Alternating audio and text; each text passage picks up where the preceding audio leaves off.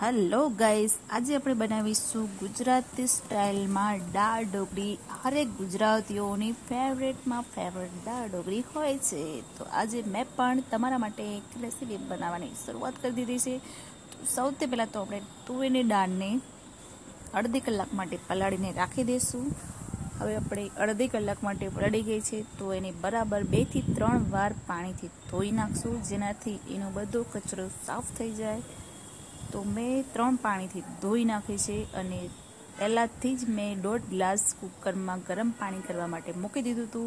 હવે આપણે આમાં દાળને એડ કરી દઈશું અને સ્વાદ મુજબ મીઠું અને હળદર નાખીને 2 સીટી વાગવા દઈશું.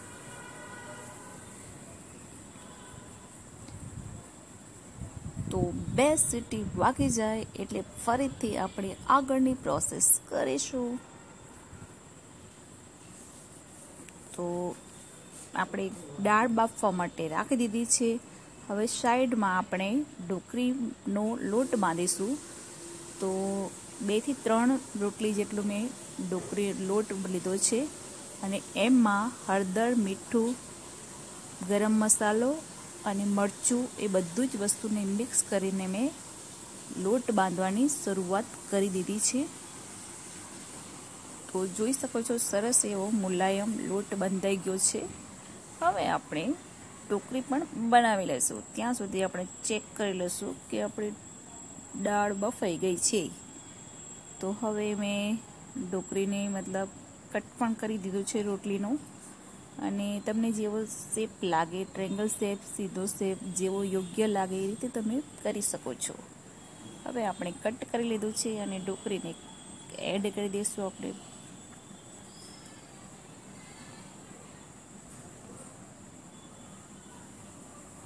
તો બફાઈ જશે તો આપણે જલણી લઈને થોડું એને મેશ કરી નાખીશું, જેનાથી દાળ એકદમ સરસ થઈ જાય. હવે આપણે આમાં એડ કરીશું 1 મીડિયમ સાઇઝ ટમેટું અને 1 લીલું મરચું, અને એમાં ઢોકળી આપણે એડ કરી દઈશું. હવે આપણે બધી જ ઢોકળીને એડ કરી દીધી છે અને થોડું પાણી નાખીને મિક્સ કરી દીધું છે. હવે ઉપરથી આપણે થોડી હળદર, લાલ મરચું અને સેજ મીઠું નાખીને મિક્સ કરી દઈશું. હવે આપણે આને 5 મિનિટ માટે બાફવા દઈશું, કેમ કે ઢોકળી આપણે અત્યારે જ નાખી છે, તો એને આપણે શેકાવા દેવી પડશે.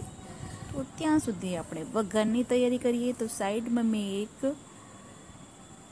પેનમાં 2 ચમચ જેટલું ગરમ તેલ કરવા મૂક્યું છે. હવે એમાં અડધી ટેબલ સ્પૂન જેટલી મેં રાઈ લીધી છે, અડધી ટેબલ સ્પૂન જેટલું મેં જીરું લીધું છે, 1 તેજપત્તું, 1 લાલ મરચું, 1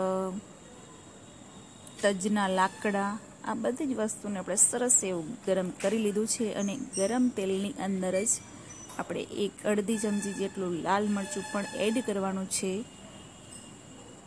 તો મરચું બળી ના જાય એનું ખાસ ધ્યાન રાખવાનું, અને ફટાફટ આપણે દાળની અંદર આ વઘારને નાખી દેવાનો છે, જેનાથી આપણો કલર પણ ચેન્જ ના થાય. નકર મરચું બળી જશે તો કલર પણ ચેન્જ થઈ જશે.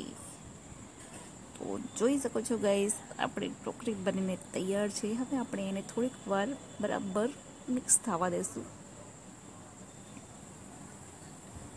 તમને અગર લાગે કે રસો થોડો જાડો છે તો આપણે પાણી નાખીને પતલો પણ કરી શકીએ છીએ. અને હવે મેં લીલા ધાણા તો જરૂરી જ છે, તો લીલા ધાણા નાખીને મેં ઢોકળીની રેસીપી પૂરી કરી છે.